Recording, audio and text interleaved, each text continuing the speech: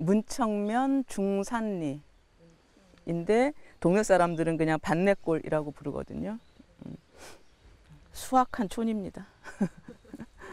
제가 초등학교 2학년 아버님이 이제 4.19 때 감옥에 계시다가 원래 이제 무기징역을 선고받고 감옥에 계셨는데 몸이 안 좋으셔서 4.19 때 좀 유화 국면이 펼쳐지니까 잠시 나오셨어요. 그래서 그 상태에서 이제 엄마를 만나고 결혼을 하셨고 다시 제가 초등학교 2학년 때 감옥으로 병구석이라는 건 병이 나으면 들어가야 되는 거니까요.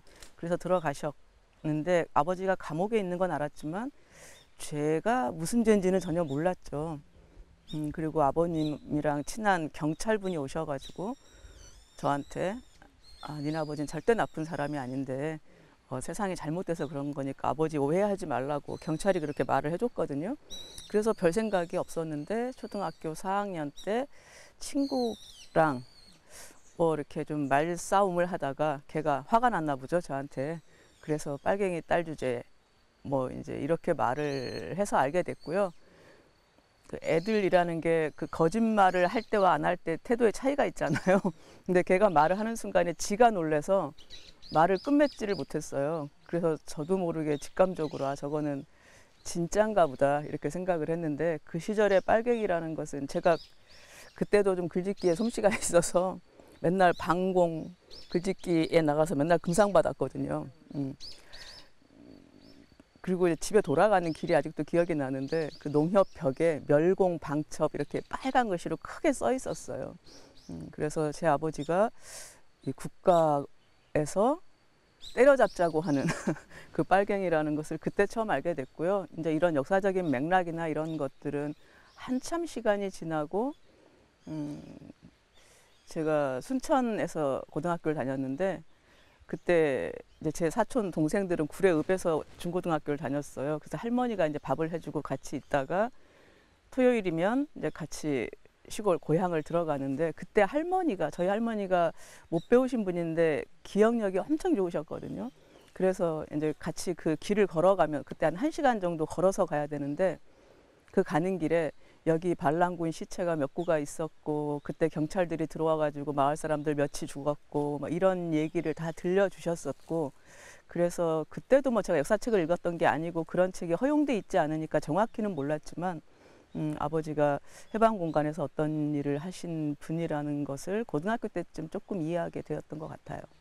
아버님은 곡성 군당위원장 지내셨고 나중에 전남도당 조직부부장 정도 지내셨고요. 엄마는 이현상 부대 정치지도원, 그러니까 뭐 정치지도원이라는 게 요즘 말하면 그 부대원들의 심리적 안정을 위해서 누구에게 어떤 문제가 있는지 이런 것들을 파악해서 처리해주는 일을 하셨다고 들었어요. 이현상 선생하고 굉장히 가깝게 바로 최측 끝내에 계셨었죠.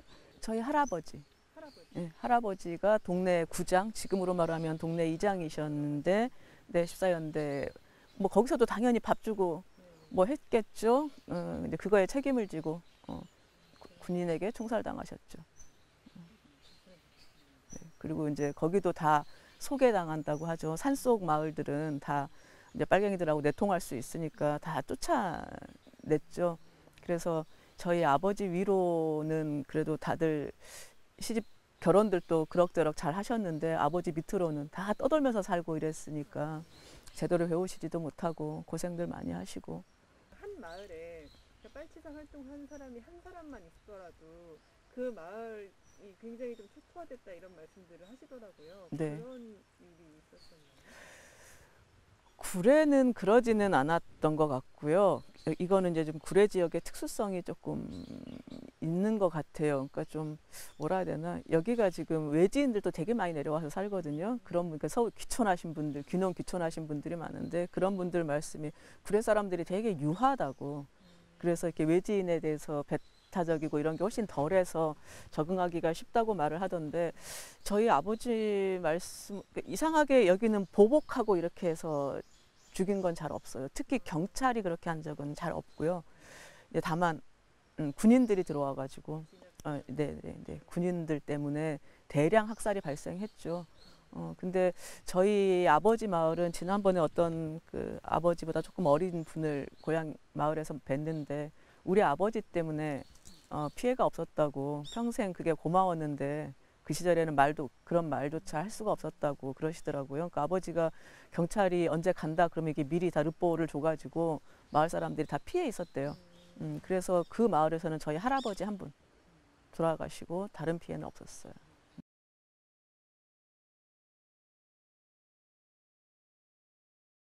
이게 이제 87년 민주화가 되고 나서 그 전까지는 빨치 사람들도 서로 연락을 한다거나 이럴 수가 없는 세월을 살았거든요. 그러니까 뭐 전혀 몰랐죠, 소식을. 그런 상태에서 이태 씨의 남부군이라는 책이 나왔고요. 물론 이제 남부군은 조금 뭐 자유주의자의 시각으로 쓰인 거긴 하지만 어쨌거나 빨치산의 존재를 처음으로 세상에 그것도 나쁘게 쓰여 있지 않거든요. 역사의 희생자라고 쓰여 있었고 저희 부모님은 절대로 희생자가 아니라 우리의 의지고 선택이었다 이렇게 표현을 하시면서 조금 마음에는 안 들어 하셨지만 어쨌건 그게 계기가 되어서 빨치산들이 서로 이제 연락도 할 수 있게 되었고요. 그걸 이태 씨가 중간에서 이렇게 많이 다 연결을 시켜 주셨어요. 그래서 이제 부모님들이 처음으로 당신들의 묻어둔 이야기를 저에게도 들려주기 시작하셨고, 그리고 이제 좀 작가분들이 저희 엄마가 특히 남부군 쪽은 생존자가 거의 없거든요. 아마 현재는 저희 엄마가 지금 유일한 생존자라고 알고 있고요. 그래서 그 남부군 얘기를 들으려고 여러 작가분들이 저희 부모님을 찾아오셨는데 그 중에 한 분이 실천문학 사장 당시 사장이셨던 송기현 선생님이었어요. 근데 그분께서 이제 얘기를 좀 들려달라고 하니까 저희 아버지가 우리 딸한테 쓰게 할 거다. 그랬더니 딸이 뭐 하냐. 중대 문창과다. 이랬더니 그러면 딸이 쓰면 되겠네 하고 그분께서 쓰라고 연락을 해주셔서 쓰게 됐죠. 이제 해방 전후사의 인식부터 시작해서 그런 현대사 자료들도 조금 찾아서 읽었고요. 구체적으로 증언을 그러니까 그때만 해도 엄마가 연결하고 만나는 분이 한 2분? 이런 정도밖에 안 됐었어요. 그래서 그런 2분 얘기도 조금, 근데 이제 이게 어쨌든 빨치산 전체를 소개한, 다룬 소설이 아니라 부모님의 증언, 2분의 증언 위주이기 때문에 다른 분들 증언까지 딱히 필요하지는 않았고요. 저희 아버님 기억력이 거의 몇 월 며칠 무슨 전투에서 총 몇 정 이런 것까지 다 기억을 하고 계셔서 네, 아빠 기억력을 닮았어야 되는데 사실 빨치산에 따른 제 얘기가 물론 앞부분에 일부 나오기는 하지만 부모님의 정체성과 관련해서 이제 제 경험이 조금 들어간 것이고 사실 그 기록은 제 부모님의 한 삶을 정리하는 책이었다고 보고요. 그리고 그것을 내가 어떻게 받아들일 것인가를 정리한 책이라고 생각을 하면 될 것 같아요. 그리고 이제 그런 것이 내 삶의 구석구석에 세상을 보는 시각에 어떤 영향을 미쳤나 이런 것들이 아마도 이제 그 뒤에 제가 쓴 소설들에 담겨지고 있죠. 제가 한 10년만 일찍 태어났더라면 못 썼을 거라고 생각해요. 그러니까 저만 해도 제가 그래도 어릴 때 연자제가 폐지가 되었고, 근데 이제 그 전 세대 그 문단의 작가들 중에 그 사회주의자의 후손들이 굉장히 많거든요. 가장 많이 잘 알려진 게 이문열 선생이시고, 이문열 선생부터 또 누가 있나? 김승옥 선생님도 아버님이 노동신문인가 어디 주필이셨고, 문단의 사회주의자의 자식들이 굉장히 많은데, 왜냐하면 연자제로 사회적 진출이 거의 다 막혀 있었기 때문에 네, 예술 쪽으로 나갈 수밖에 없었고요. 저도 그랬을 건데 다행히 이제 저는 어쨌건 80년대가 이화 국면이었잖아요. 어쨌건 그 시절에는 데모를 안 하는 학생들이 더 이상하게 보일 때였고, 그래서 중고등학교 때까지는 굉장히 힘들었는데 대학 가서 한국 현대사를 공부하면서부터는 제 부모님과의 갈등은 전혀 없어졌고요. 그리고 아마 이게 87년도 지났고 출신 성분이 좋은 거 아닙니까? 이제 그 시절에는 그래서 밝힐 수 있었지 제가 무슨 대단한 용기가 있었다고는 생각하지 않습니다. 그리고 글을 쓰는 사람이기 때문에 또 조금 밝힐 수도, 제가 어디 직장을 다녔다거나 공부를 잘해서 판검사를 하고 있었다면 밝히기 어려웠겠죠. 글을 쓰는 사람이라서 조금 자유로웠던 것 같습니다. 처음에 문단계 이거 던져 놓았을 때 책을 냈을 때 반응은 어떠셨어요? 아이, 지금까지 제가 낸 모든 글 중에서 가장 뜨거웠죠. 그런 그럼 책이 없었죠. 네, 없었으니까. 그리고 어쨌건 그거를 빨치산의 후손이 이렇게 쓰는 일도 되게, 지금까지도 그런 건 없으니까요. 당시만 해도 빨치산의 딸이라고 이렇게 얘기를 하고 나오시는 게 좀 부담스럽지 않아요? 그쵸. 지금도 아무도 그렇게 말하고 안 나오시죠. 네. 또 빨갱이라는 것은 정말로 조롱과 멸시와 분노가 담겨 있는 이데올로기적 표현이라서 어릴 때는 무서웠고 공포였고, 그러니까 제가 맨 처음 아버지가 이제 빨갱이라는 것을 알았을 때 민방위 훈련을 하면서 정말 실감했던 게 그거거든요. 그때 우리는 막 공습경보 울리, 경계경보 울리고 공습경보 울리면 1시간 수업을 아예 제끼고 운동장에 다 모여서 뭐 운동장 안에 뭐 연막탄 터트리고 구조하고 막 이런 훈련까지를 다 했었거든요. 근데 애들은 1시간 노는 거잖아요. 그러니까 신나가지고 막 이제 장난치고 있고, 아마 저도 그 전달까지는 그랬겠죠. 근데 어느 순간 누가 이렇게 들것에 실려 나오는데, 아, 이 훈련이 우리 아버지 같은 사람들의 공격에 대비한 거구나.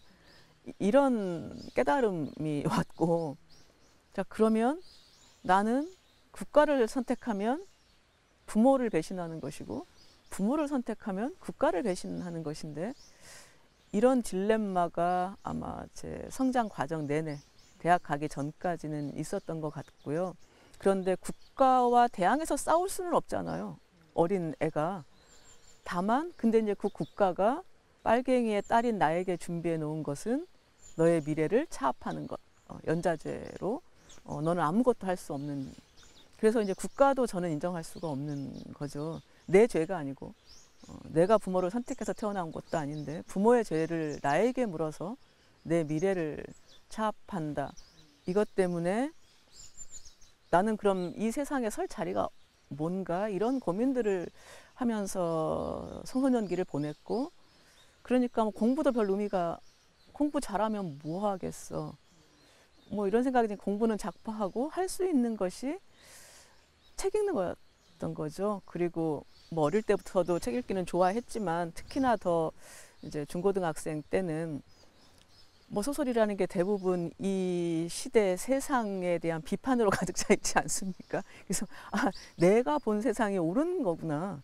그리고 거기에 대항해서 표현할 수 있는 거구나. 이런 걸 깨달으면서 아마 글 쓰는 사람으로 살겠다는 생각을 조금 더 굳히게 되었던 것 같고요. 그래서 문학을 만나게 해준 것도 사실은 그 빨갱이라는 단어였고, 그리고 오히려 이제 30대 후반 40이 되면서부터는 아니 그걸 좀 떠나야 돼. 이데올로기라는 것도 사람 사리의 한 측면일 뿐이지 그것이 인간의 전부는 될 수 없다고 생각이 들었고요. 그러니까 제 부모는 그 일단 당장 전쟁이 터지고 독립을 해야 되고 이런 시대를 살았기 때문에 정치가 최우선인 세상을 살았지만, 혁명가들도 연애는 할 것이고 혁명가 중에도 사기치는 놈들은 있을 것이고, 이데올로기가 인간의 전부를 설명하지 못한다. 인간을 총체적으로 봐야 될 필요가 있는데 내가 지금까지 인간을 너무 협소하게 봐왔다. 이런 생각들을 하게 됐고요. 그런 것들을 조금 확장시켜 나가는 과정이 뭐 지금까지인 것 같습니다. 그래서 빨갱이가 나를 만들었고 키웠고 가뒀다. 뭐 이렇게 할 수도 있을 것 같아요.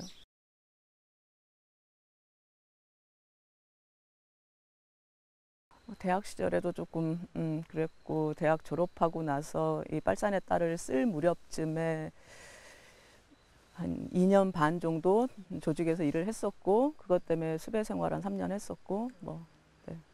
수배 생활 하셨을 때 이 책도 영향을 좀 미쳤나요? 네, 이것도 같이 겹쳐서. 아무래도 네, 국가보험 이적 표현물 제작도 걸려 있었죠. 국가보안법도 걸려 있었고.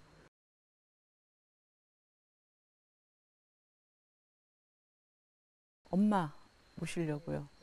네, 엄마가 그때 아버님 돌아가시면서 건강이 굉장히 안 좋으셔서 이렇게 오래 사실지 모르고 저는 한 1, 2년 엄마 가시기 전에 옆에서 모시면 엄마를 서울로 모셔가면 친구도 한 분도 없고 그냥 방에 틀어박혀서 그 엄마가 허리가 좀 안 좋으셔서 잘 자유자재로 걸어 다니시지는 못하거든요. 그럼 완전 이제 그냥 감옥에서 갇혀서 지내야 되는 상황이라 그냥 제가 여기 내려오면 더 낫겠다 싶어서 내려왔는데 엄마가 나날이 건강해지고 계세요. 14연대가 왜 정부의 명령에 따르지 않았는가, 그게 이제 사실은 여순 사건의 성격을 가장 잘 증명하는 것이잖아요. 그때 14연대가 내건 것은 이제 제주도로 파견이 되어서 제주도민들을 학살하는 일을 해야 되는 상황이었고, 우리는 뭐 선언문에도 그런 구절들이 나오는 것으로 알고 있는데 동족을 학살하는 임무를 수행할 수 없다. 그래서 그 명령에 거부를 한 것이기 때문에 사실 그 자체로는 빨갱이들의 반란이라고 보기는 좀 어렵다고 생각하고요. 물론 그 중에 사회주의 조직에, 군내 조직에 소속되어 있는 사람들도 있었지만 그런 거에 소속되지 않은 사람들도 되게 많았었거든요. 14연대 중에서는. 그런데도 동족을 죽이는 일에 반대하는 마음들이 컸기 때문에 반란에 동조한 것이고요. 그게 이제 14연대 여순 사건의 출발점이라고 생각이 드는데, 이 문제는 이게 반란을 일으키니까 사회주의 당 조직들이 다, 이것도 남로당이 지령을 내린 건 아니거든요. 묘하게도 이런 큰 뭐 대구 폭동도 마찬가지고 큰 사건들은 민중 스스로들이 일으킨 거지 뭐 남로당에서 지령을 내린 게 아니에요. 다만 이미 벌어진 일이기 때문에 뒷수습을 위해서 급하게 이 현상을 파견하게 된 것이고, 그리고 이제 그 과정에 사회주의 조직이 다 드러났단 말이죠. 그래서 반란 자체, 여수 14연대 사건 자체는 정부의 비인도적 행위를 거부한 것인데, 이것이 뒤에 사회주의 운동하고 필연적으로 결합될 수밖에 없었고, 이승만을 지지하는 세력은 다 뭐 거기에 동조하지 않았을 테니까요. 그렇게 해서 뭐 어차피 한국 내부에, 남한 내부에 쌓여있던 갈등이 대표적으로 폭발한 것이라고 보여지고, 그 후에 사회주의 세력이 합세했다는 점, 그 다음에 군인이 거부했다는 점, 정부의 이 두 가지 점 때문에 대한민국의 정통성에 문제가 있는 거 아니냐. 그래서 아직까지 다른 뭐 거창양민 학살 사건이나 이런 것, 제주 사건과 다르게 인정을 받지 못하고 있다고 생각이 드는데요.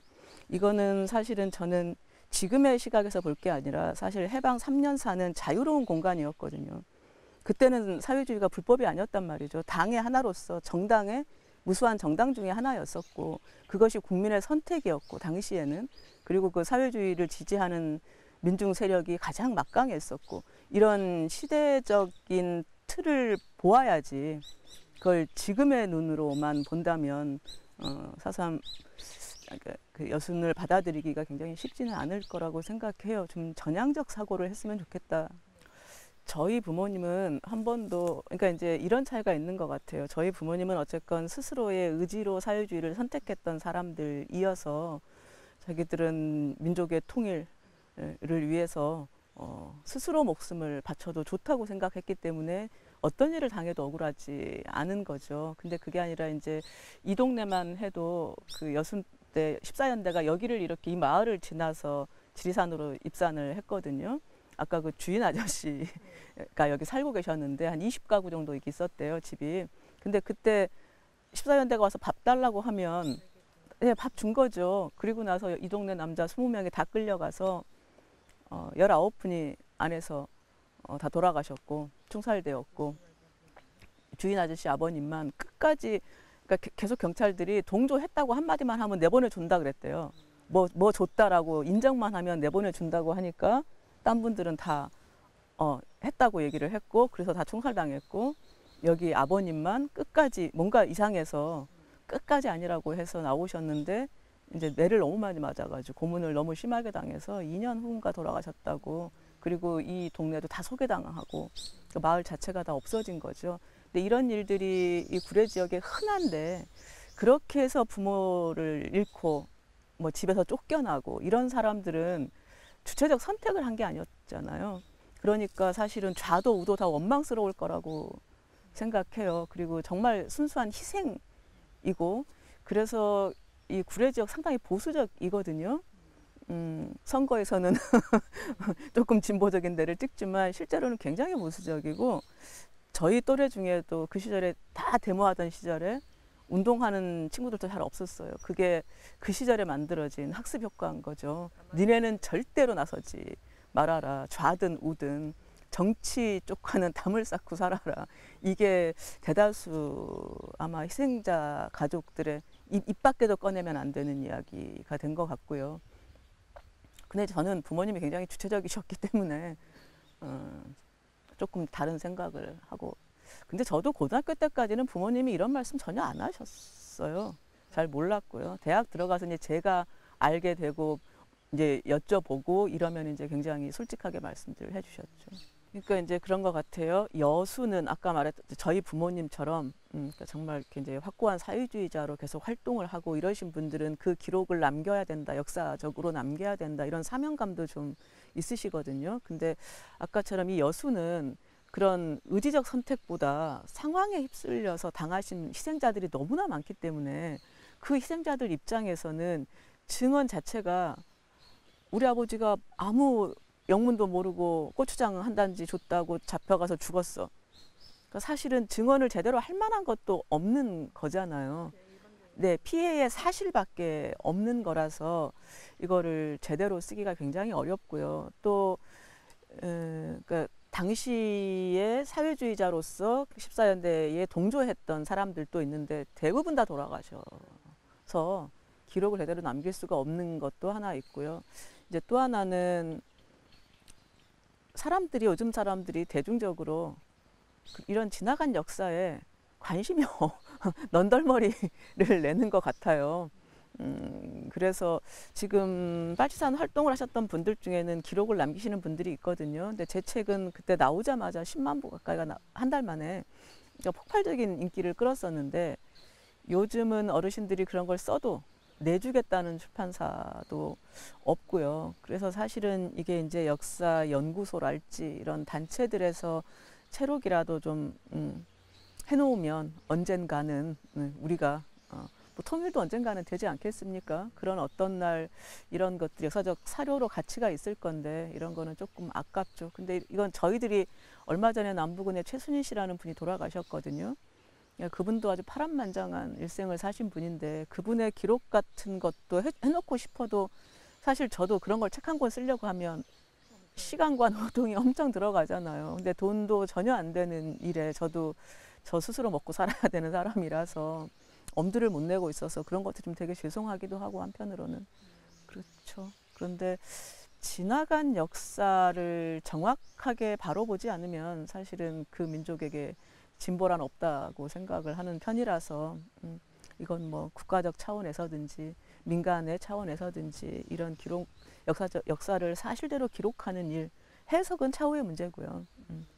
이런 거는 좀 해놨으면 좋겠다고 생각하죠. 이제 끝나 돌아가시는 분들이 너무 많고 이거를 여수 역사문제연구소에서 꽤 몇 년 전에 해서 어느 정도는 기초적인 체록 정도는 해놨다고 알고 있거든요.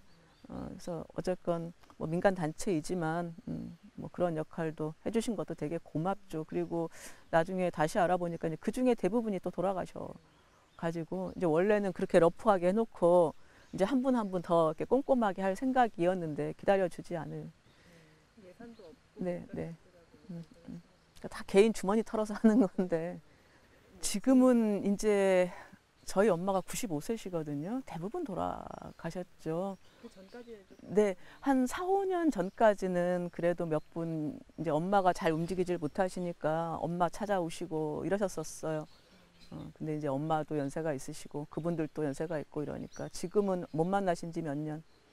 저야 재정돼야 된다고 생각하는데 보수 세력 쪽에서 쉽게 받아들이겠나? 아직 몇 년 걸리지 않을까? 뭐 이런 생각은 하는데 네, 쉽지는 우리 사회가 그 정도를 받아들이면 우리나라 보수와 진보의 색깔 자체가 완전히 달라질 것 같거든요.